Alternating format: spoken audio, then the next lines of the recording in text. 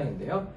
창세기 보면은 2장에 보시면은 22절부터 25절 말씀을 제가 읽어드리도록 하겠습니다.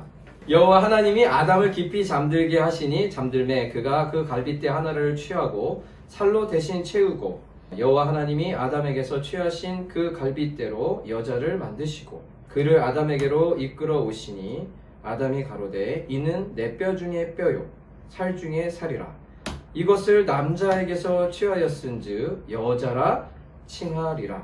이러므로 남자가 부모를 떠나 그 아내와 연합하여 둘이 한 몸을 이룰지로다. 아담과 그 아내 두 사람이 벌거벗었으나 부끄러워 아니하니라.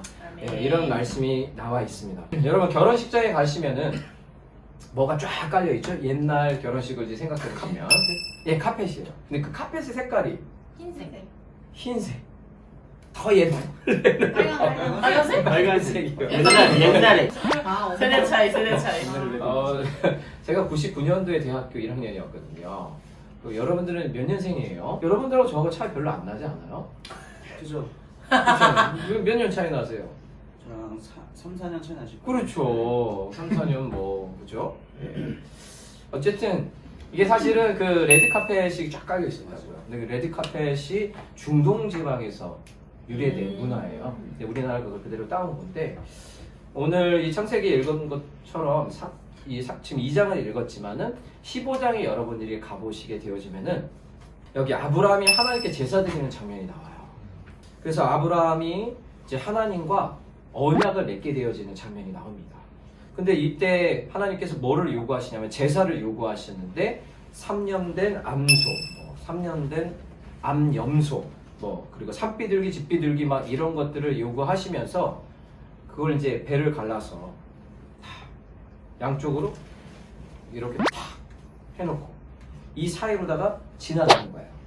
예. 그러고선 너가 이렇게 내 약속을 잘 지키면 내 언약을 성취할 것이고 약속을 잘 지키지 않으면 이 동물들처럼 너네는 죽게 될 거다라는 그런 의미로 그런 의식을 치르게 되어져 있습니다. 그러니까 이 언약을 하나님이 세우실 때는 반드시 그런 제사를 요구하시는데 그 언약은 어떤 언약이냐면 피로 맺은 언약이 되어지는 거예요. 근데 결혼식이 사실은 우리가 사랑으로 결혼하지만 여러분이 결혼식을 하는 이유는 결혼식은 다른 말로 하면 언약식이에요. 서약식입니다. 그때 그래서 여러분 서약서 읽고 언약을 하죠. 그리고 언약했다는 증표로 여러분들이 뭐를 함께 나눌까요? 반지? 네, 반지를 함께 나누게 되어지는 겁니다. 그 표징으로. 근데 이때 그런 하나님과 백성 사이에 언약을 맺었을 때 피로 맺었던 것처럼 그걸 상징하기 위해서 레드카펫을 쫙 까는 거예요. 그래서 결혼이라는 것은 사실은 우리가 함부로 했다 안 했다 헤어졌다 만났다 이렇게 할 수 있는 것이 아니라는 거예요. 이게 결혼이라는 것은 결국은 하나님과 연관되어 있고 하나님과 우리 사이에 언약을 맺듯이 결혼한다는 의미는 남편과 나 사이에 그런 언약을 맺었다라는 의미입니다. 그래서 에베소서 여러분들이 가보시면은 하나님과 우리의 관계를 신랑과 신부 관계로 같이 이렇게 등장하는 성경들이요 굉장히 여러 군데에서 등장을 하게 되어져요. 요한계시록에 가봐도 그런 말이에요. 그래서 우리는 그리스도의 신부, 그리스도는 우리의 신랑 이렇게 비유를 하는 것들이 굉장히 많아요. 왜냐하면 결혼이라는 관계 자체가 언약이기 때문에 그래요. 그래서 처음에는 알콩달콩으로 시작되지만 나중에 시간이 지나게 되면 이것들이요 더 이상 우리한테 결혼을 유지하게 할 수 있는 일이 안 됩니다. 저도 물론 지금도 좋긴 합니다. 그런데 그 신혼 때의 그 알콩달콩한 거 있죠. 막 그 전기 스파크 이런 것들 보기만 해도 좋은 거 이런 것들은 아기를 낳고 나면 기억이 잘 안 나요. 네, 기억이 잘 안 납니다. 근데 그거는 당연한 거예요. 그래서 결혼이라는 것은 절대로 이 불타는 감정으로 이건 사랑이 아니라 감정입니다. 이 감정으로 결코 유지될 수 있는 게 아니에요. 그리고 사랑이라는 것은 결혼이라는 것은 이 완제품이 아니거든요. 꼭 내가 사랑하는 결혼, 내가 생각하는 결혼, 내가 생각하는 사랑 이런 식으로 생각해서 그게 안 나오면은 그 프레임에 안 들어오면은 화를 내고 때로는 지금은 했는지 안 했는지 모르겠지만 후회를 하기도 해요.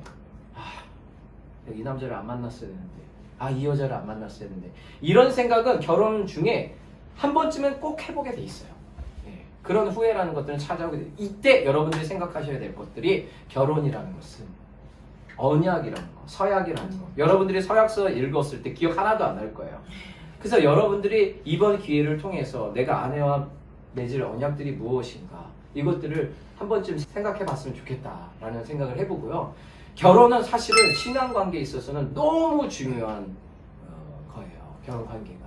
결혼관계에서 이 언약관계를 아내와 남편이 잘 지켜가는, 이게 연습이 잘 되어지면 하나님과 나 사이에서도 말씀으로 맺어진 그 언약의 관계들을 그대로 실천할 수가 있다는 거예요. 그래서 사실은 결혼이라는 것은 하나님과의 우리와의 관계를 유지하는, 만나는 예행 연습과 같은, 그리고 실제와 같은 그런 일이 바로 결혼이라는 거예요. 그래서 여러분들이 결혼이라는 것들을 생각할 때 단순히 내가 원하는 아내의 상, 내가 원하는 남편의 상이 아니라 정말 이 관계 가운데 하나님의 중심이 딱 되어 있지 않는다면 이 결혼 관계는 세상 결혼과 다를 게 없다라는 거예요. 그래서 여러분들이 결혼에는 뭐가 필요하냐면 노력이라는 게 필요하게 되어 있다. 여기 오늘 말씀에 보시면은 이렇게 나오죠.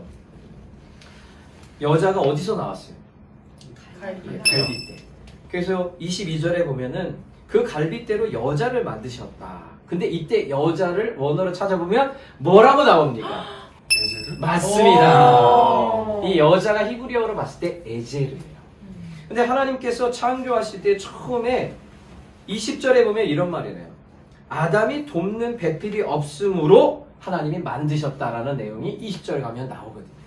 그래서 에제르라는 뜻은 무슨 뜻이냐면 돕는 자, 네, 돕는 배필. 배필이라는 말 자체도 그런 말이죠. 돕는 자라는 뜻에서 나온 거예요. 그러면서 이렇게 여자를 딱 보는 순간 아담이 이런 말을 합니다. 내 뼈 중에 뼈요, 살 중에 살이다.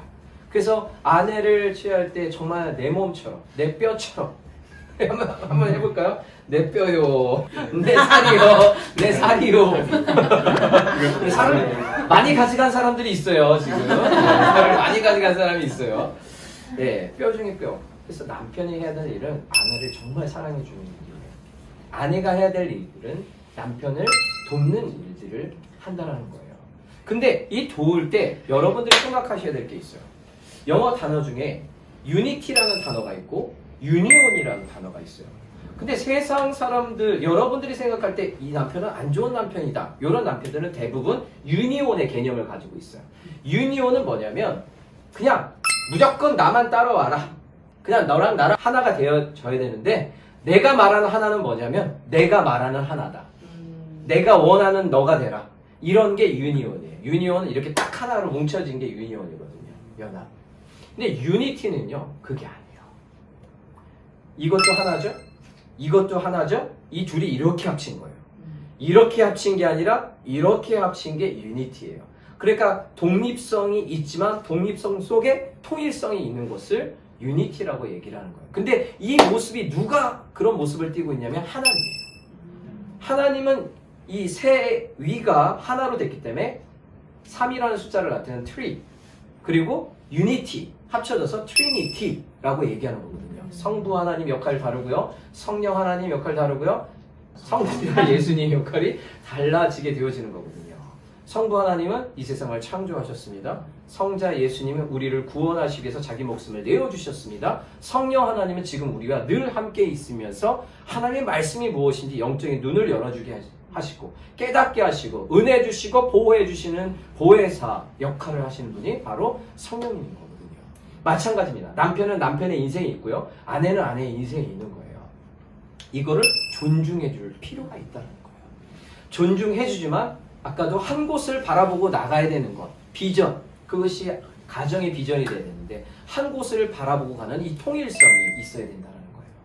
그래서 대화를 많이 하고 또 서로에 대해서 알아가는 과정 자체가 결혼에 있어서 너무 중요하다는 거예요. 그런데 내가 원하는 남편상, 내가 원하는 아내상을 생각하기 시작하면 유니티라는 것은 이루어질 수가 없고요, 유니온을 추구하게 되어진다는 거예요.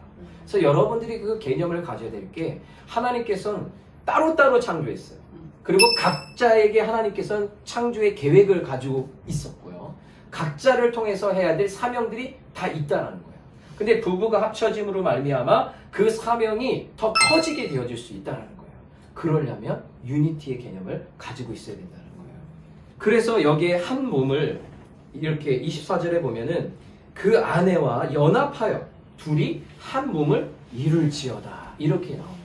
이때 한 몸을 이룬다는 건 유니온이 아니라 유니티라는 얘기예요. 그리고 여기 보면 부모를 떠나라는 얘기가 있는데요. 이것은 이 부부가 딱 되어졌을 때는 이 가정 안에 이제는 부모가 얘기하는 내가 아니라 부부가 서로 이야기를 통해서 부부만의 비전을 가지고 나가라는 그런 의미고요. 25절에 보면은 이렇게 나와요. 아담과 그 아내 두 사람이 벌거벗었으나 부끄러워 아니었다. 사실은 벌거벗었다는 건 수치심을 드러내는 겁니다. 그리고 옷이라는 것은 자신의 신분도 나타낼 수도 있고 이 피부를 보호해주는 역할도 있어요. 그럼 옷을 벗었다는 것은 내 신분 다 벗어 제끼고 그리고 나의 연약함도 다 드러내는 거예요. 옷은 내 피부를 보호해주는 건데 보호하는 것도 다 벗어내고 부끄러운 것도 다 벗어내고 이렇게 부부 관계 가운데는 이런 통함이 있어야 된다는 거예요. 자신의 연약함도 다 내어줄 수 있어야 되고 부끄러운 것도 다 얘기할 수 있어야 되고 그래서 나는 이런 부분이 약하다. 이런 것도 충분히 이야기할 수 있고 이걸 충분히 받아들일 준비도 있어야 돼요. 그래서 이 아내에게 또 남편에게 솔직하게 자기의 그 치부들을 드러낼 수 없다는 이 두 가지 원인이 있어요. 아내가 잘 들어주지 않거나 자기가 부끄러워서 얘기하지 못하거나 이 두 개의 조건을 다 없애야 부부는 진정으로 하나 된 연합을 이룰 수가 있다는 거예요. 그래서 결혼이라는 것은 결코 이 개인적인 만남으로 끝나지 않고 결국은 하나님과 우리의 관계로 이어진다는 것 여러분들이 기억했으면 좋겠습니다. 네. 할렐루야. 네. 사랑은 여러분들이 하지만 결혼은 하나님이 주시는 축복입니다. 네. 하나님이 주시는 선물인 줄 믿습니다. 네. 그래서 여러분들이 이 결혼에 대해서 하나님 앞에서 평생을 고민해야 돼요. 저 역시도 지금 결혼이란 무엇일까를 평생 고민하고 있고 그리고 아내는 누구인가 이것도 계속적으로 고민하고 있고 남편 나는 누구인가 이것들을 끊임없이 고민을 하고 있습니다. 오늘 이 영상을 보고 있는 우리 청년들 역시 마찬가지입니다. 이제 내가 사랑하는 여자가 누구인가를 찾는 것은 하나님께 맡기십시오. 그보다는 나는 어떤 남편이 될 것이고 나는 어떤 아내가 될 것인가 자신이 준비되어 있으면 하나님이 보내주시는 줄 믿습니다.